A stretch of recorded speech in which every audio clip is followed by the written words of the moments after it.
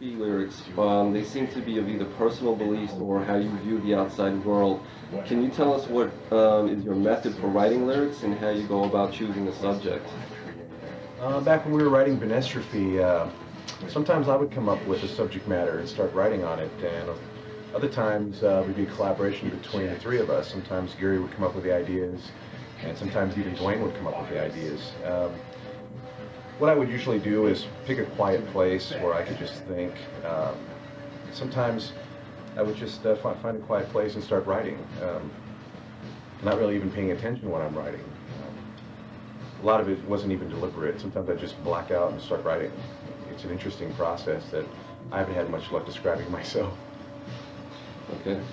There's quite a few songs concerning the occult. What are your beliefs concerning the paranormal, UFOs, what have you? I personally am a very spiritual person. I think it's foolish to believe that nothing spiritual exists just because we can't see it and it's not physical and concrete.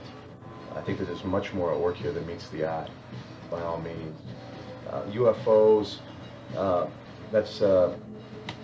think there's just been far too many sightings, too many incidences reported to ignore it. I believe that we're not the only ones in this galaxy, in this universe. It would be arrogant to assume that. Well, you're actually a practicing magician, aren't you?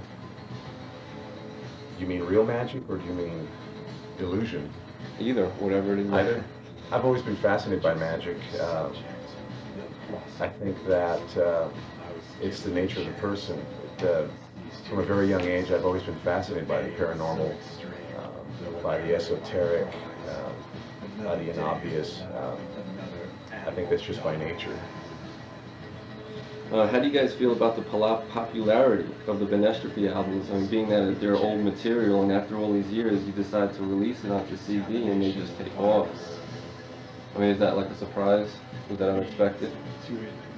Well, me personally, I never thought it would see the light of day, considering the fact that it was recorded nearly 10 years ago, and recorded directly to tape. I think it's amazing that they were able to salvage the material and take it to the studio, clean it up, and master it.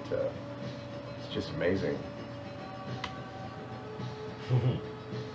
And you, Gary? Well, the way I see it is, I knew it had potential, definitely. I mean, it's obviously music that stands the test of time in a sense, because people are still buying it, and it's, you know, it's dated music to some people. To Rich and I, it is. You know, we reminisce on it about, 10 years back when Benestrophe all began. So yeah, I think it's very it's been a part of us for so long. The whole song, the whole thing is, a good song is a good song. It doesn't, it's just a good song. What can I say?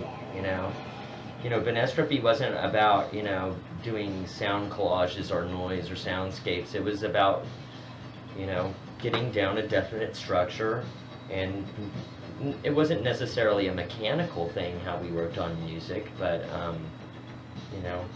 To me, it's very nostalgic. I'm a very nostalgic personality. Okay, now for Auric Fires, you guys got back together and recorded 4 new tracks. What was that like, getting back together after all these years? it was easy. Yeah. It flowed. That endeavor flowed as smoothly as I anticipated. It seemed like we hadn't spent any time apart. Things just kind of came together. They worked. Okay, now the question that everybody wants to know, will there be any plans to get back together for a full-length Benestrophe? I think that's a question of time. I don't think Rich and I have any problem working on tracks together. We enjoy working on music together. It's just, Rich, we live miles apart, and, music can be quite tough. Then he's got Jihad on the side he has to work with in his career. I'd like to, personally, I'd like to come up and work on some new material. I think it would be extremely exciting to work in that new studio, since I hadn't had the opportunity yet.